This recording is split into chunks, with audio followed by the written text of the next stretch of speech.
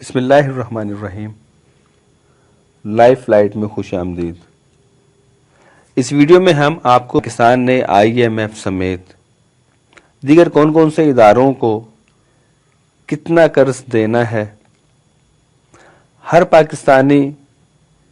ان ملکی قرضوں کے باعث کتنا مقروض ہو چکا ہے، اور موجودہ و گزشتہ حکومتوں نے کون کون سے قومی اثاثہ جات قرض دینے والے اداروں کو گروی رکھوائے ہیں۔ IMF کے پاکستان کو بیل آؤٹ پیکج کی $450 ملین کی تیسری قسط کے اجراء اور گزشتہ 3 ماہ میں مالی اصلاحات کے جائزے کے لیے گزشتہ دنوں IMF کا وفد پاکستان پہنچا اور مشیر خزانہ، وزیر اقتصادی امور، FBR اور اسٹیٹ بینک کے حکام سے مذاکرات کیے۔ یاد رہے کہ گزشتہ سال جولائی میں IMF نے پاکستان کے لیے 12 اقساط میں $6 ارب کا قرضہ منظور کیا تھا، جس کی $991.4 ملین کی پہلی قسط جولائی 2019، $452 ملین کی دوسری قسط دسمبر 2019 اور اب مارچ 2020 میں $450 ملین کی تیسری قسط کے اجراء کے لیے IMF کا مشن پاکستان آیا ہے۔ IMF نے ترقیاتی منصوبوں پر رواں مالی سال کے پہلے 7 مہینوں میں مختص $429 ارب کے بجائے صرف $188 ارب خرچ کیے، جو 27% بنتا ہے، پر تشویش کا اظہار کرتے ہوئے کہا کہ ترقیاتی منصوبوں کے بجٹ کو وفاق اور صوبوں میں پورا خرچ کیا جائے تاکہ ملک میں معاشی سرگرمیاں اور گروتھ تیز کی جا سکے۔ IMF نے FBR کے ریونیو وصولی کے ہدف میں کمی پر بھی مایوسی کا اظہار کیا، جس میں رواں مالی سال کے ابتدائی 7 مہینوں میں $218 ارب کی کمی ہوئی ہے، جبکہ مالی سال کے آخر تک یہ کمی $750 ارب کی ہو سکتی ہے، جس کی وجہ سے حکومت نے IMF سے اصل ریونیو ٹارگٹ $5,550 ارب سے کم کر کے $4,950 ارب کرنے کی درخواست کی ہے، جبکہ IMF کا کہنا ہے کہ ٹیکسوں کی کمی کو نئے ٹیکسز لگا کر پورا کیا جائے، اور اطلاعات ہیں کہ حکومت منی بجٹ کی تیاری کر رہی ہے تاکہ کچھ اشیاء پر ریگولیٹری اور کسٹم ڈیوٹی کم کر کے امپورٹ اضافے کے ذریعے کسٹم ڈیوٹی سے ریونیو حاصل کیے جا سکیں۔ ملک میں معاشی سرگرمیوں کے سکڑنے، گاڑیوں کی پیداوار اور فروخت میں ریکارڈ کمی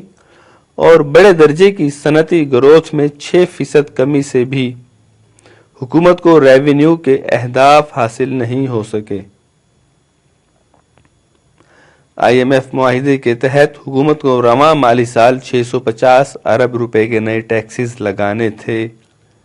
اس کے علاوہ آئندہ 2 سالوں میں $700 ارب کے ٹیکس مراعات $350 ارب سالانہ کے حساب سے ختم کرنی تھیں۔ خسارے میں چلنے والے سرکاری اداروں کی نجکاری، گیس اور بجلی کی قیمتوں میں 2 مرحلوں میں اضافہ بھی معاہدے میں شامل تھا۔ بجٹ خسارہ جو 7% متوقع تھا،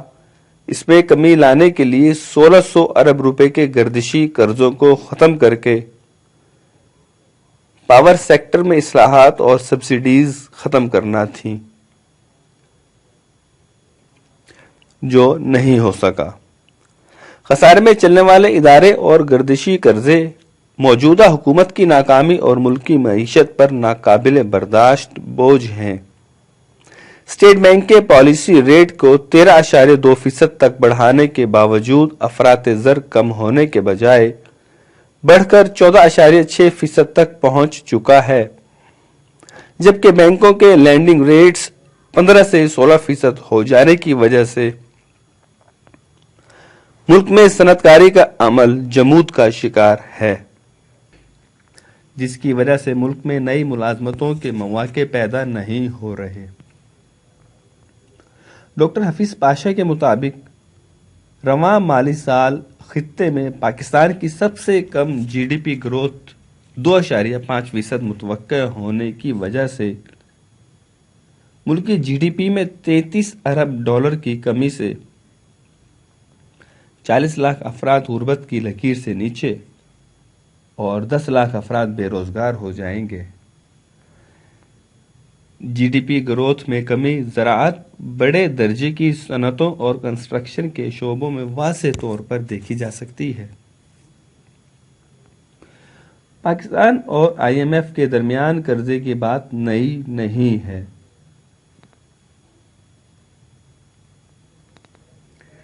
1958 سے ہم نے 21 بار آئی ایم ایف سے قرضے لیے ہیں۔ یہ ادارہ بجٹ خسارے کو پورا کرنے کے لیے ممبر ممالک کو اپنی شرائط پر قرضے فراہم کرتا ہے، لیکن آئی ایم ایف کی سخت شرائط کی وجہ سے معاشی ترقی کی رفتار سست ہو جاتی ہے۔ پاکستان کی معیشت پر آئی ایم ایف کا آسیب 1960 کی دہائی میں نازل ہوا تھا، جس سے حاصل کیے گئے قرضوں پر سود بتدریج بڑھتا گیا اور مارچ 2019 میں ہمارے بیرونی قرضے تقریباً 105 ارب ڈالر تک پہنچ گئے، جس میں 11.3 ارب ڈالر پیرس کلب، 27 ارب ڈالر دوست ممالک اور دیگر ڈونرز، 5.765 ارب ڈالر آئی ایم ایف